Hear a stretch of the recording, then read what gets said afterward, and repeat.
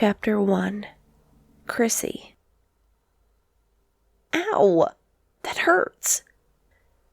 I squeaked out, ready to smash the scalding baking sheet in my hands into whoever was standing behind me.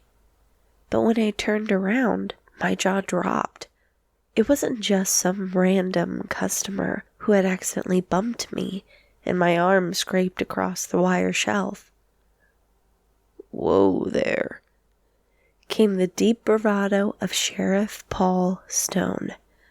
I was embarrassed, not only to be seen in my baker's uniform, which was a hot pink apron that the managers had us wear, but also because I wasn't paying attention to my surroundings while loading the front racks full of fresh baked goods. I sputtered, my face turning 1,000 shades of red. Paul carefully took the hot tray out of my hands and placed it on a nearby counter. He quickly took my hands in his, trying to inspect my scrapes. My skin was throbbing, and the scrape, hot and pink, that was definitely going to leave a mark, and I hoped it would heal quickly.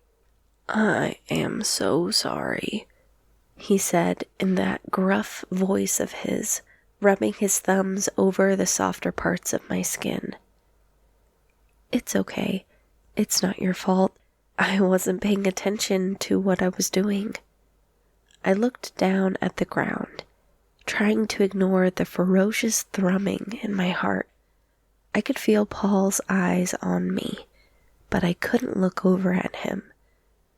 The truth was, I'd had a secret crush on Paul Stone for years. Ever since he became sheriff of our small town, I knew I wanted to be his. There was many problems with this fantasy. The first problem was that I had a boyfriend. He was terrible, and I was planning on breaking up with him that evening, but he didn't know yet. Gus didn't care about anyone but himself, and it showed when he would flirt with waitresses and even some of my high school peers in front of me. The second problem was that Paul had disappeared for a few months. I'd all but given up hope, pining for him in my diary but never knowing how to tell him the truth. But he was back now, without warning. In fact, my birthday wish on my recent 18th birthday had been for Paul to appear and sweep me off my feet. "Chrissy? Hello. Are you okay?" He was talking to me, but I was so caught up in my own thoughts that I was still staring at my hands in his. "Sorry, what were you saying?" He rubbed my hand again, sending shivers down my spine. "I don't think we have anything in the back besides more boxes of flour," I told him, "and maybe some jars of sprinkles. I'm so sorry." "Why are you sorry? I should be the one apologizing to you for knocking that tray into your arm. When are you done with work? Maybe we could go somewhere and bandage this up for you." I gulped, nodding my head slowly. "Okay, yeah, that sounds good." "Unless you have other plans," he said, raising an eyebrow. I shook my head, realizing suddenly that Gus was supposed to pick me up from work. I'm good, babe. Can I get you anything while you're here, Sheriff?" "Please, Chrissy, call me Paul.